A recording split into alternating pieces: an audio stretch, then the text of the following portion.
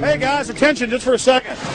I just need to tell you that a group just met here in Canada and they're trying to get rid of your sovereignty, merging you with the U.S. and Mexico. See, it's not funny, I'm serious. And your news isn't going to tell you about this. This is deadly serious, so I'm just letting you know and I'm telling you about it. As they say, they are the guys that run the world. They make the decisions for we, and we just carry it out. Sir, did you hear about the Bilderberg Group meeting here in town, the 120 most elite people in the world? No. Hey, do you know that the elite's meeting here in town right now? Have you heard about it? The 120 crime bosses? None of you heard of it? None of you guys have heard of the Bilderberg Group? They're meeting right now. In the city, around 10% of the people were aware of the New World Order agenda. When we traveled to Parliament, close to half of the people we randomly spoke to were informed.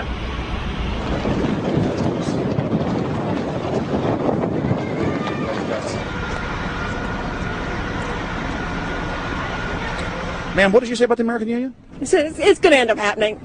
We don't want it, but it's going to happen. Why do you think? Because the Bilderberg Group runs the world. You have the Trilateral Commission that's also part of the Bilderberg, which is the United States, Europe, and Asia. But most of this is public knowledge. Nobody wants to believe that there are conspiracies, that world leaders are already elected before they're voted on. So here we know that Bernard Lord is part of the outer circle.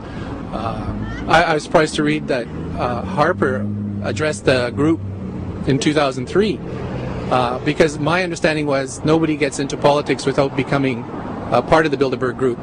And then you find out afterwards that that is the case, that they have... Well, Bill Clinton went there in 91, George Bush Sr. back in like 85. And Blair, same thing. Who we think that we're electing as leaders have already been pre-picked for us, whether it's liberal or a conservative. They're already part of the group. They own all the horses in the race. They own the horses, and I understand that, for example, in the United States, it's a one-party system with two factions, though you think it's two different parties. Oh, it is, yeah.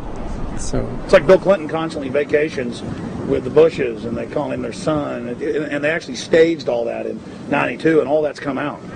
It's just all staged. They're not going to let trillions of dollars slip through their hands. The good news is people are waking up, though. When you read human history, when you study it, all you see is elites trying to dominate, subterfuge, Machiavellian backstabbing, and somehow in the last 50 years they convinced Westerners that the government's fine, can do no wrong, trust them. How did this happen? It's easy to lead sheep. I mean, people just follow. They don't want to believe these things will happen. No way. We'll just follow along with the norm. That's all. It's just makes it easier for everyone. What's your view on losing Canada's sovereignty? I like this country to stay as it is, and I love the United States to be there. Back in Austin, the capital of Texas, the public was frighteningly unaware of the nation's peril.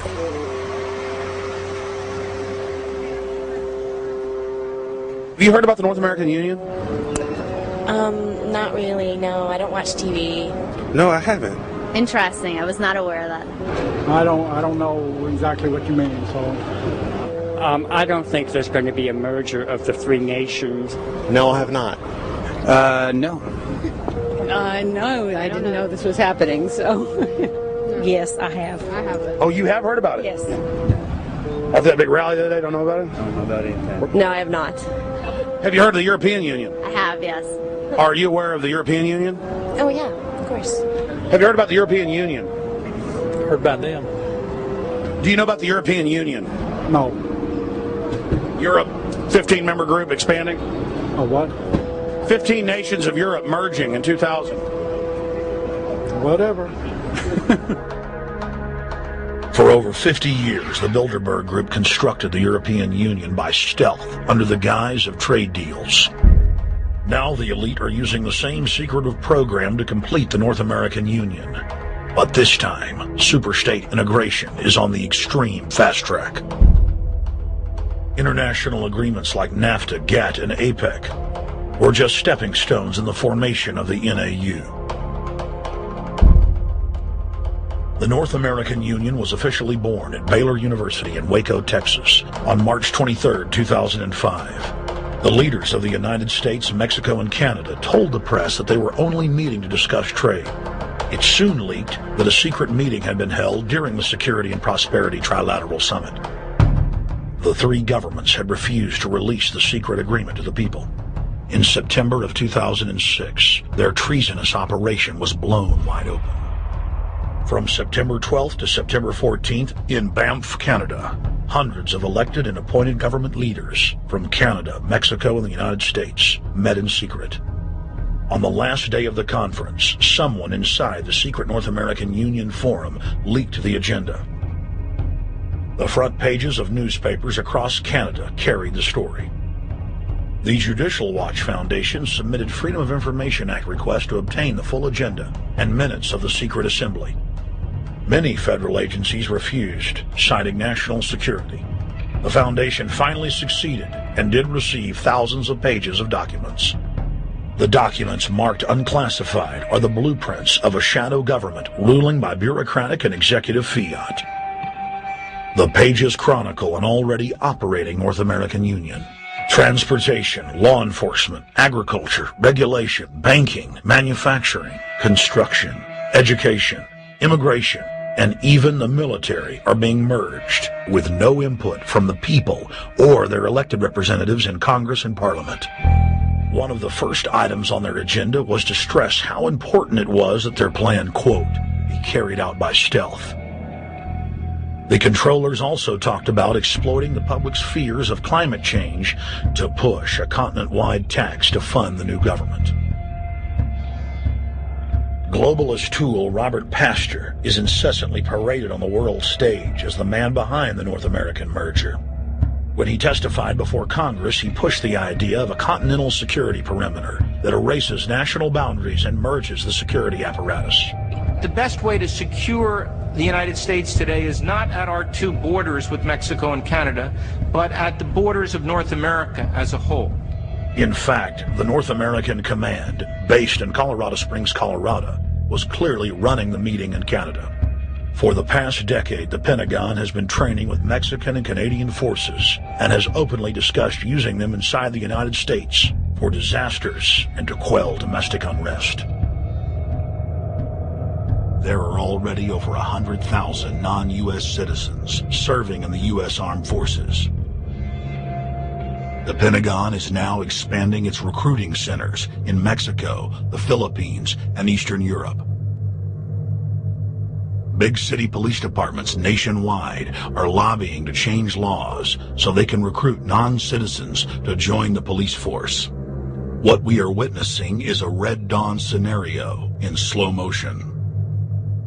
Tyrants throughout history have brought in foreigners to oppress their domestic populations.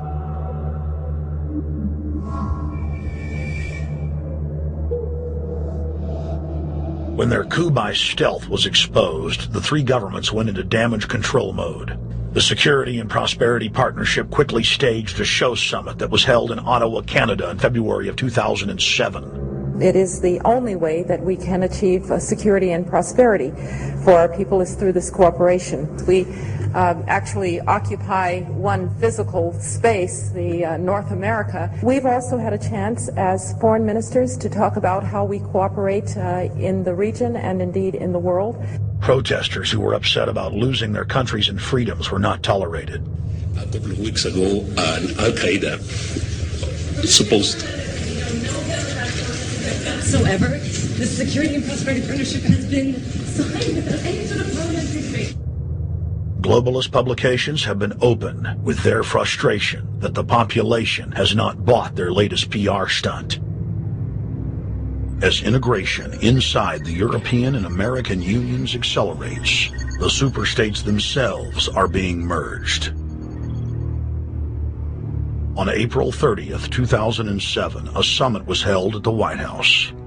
The Security and Prosperity Partnership's secretive approach had alarmed the public. So this time, President Bush, German Chancellor Merkel, and EU Commission President Barroso hid their treachery in plain sight. Thank the Chancellor and Josie very much for the transatlantic economic integration.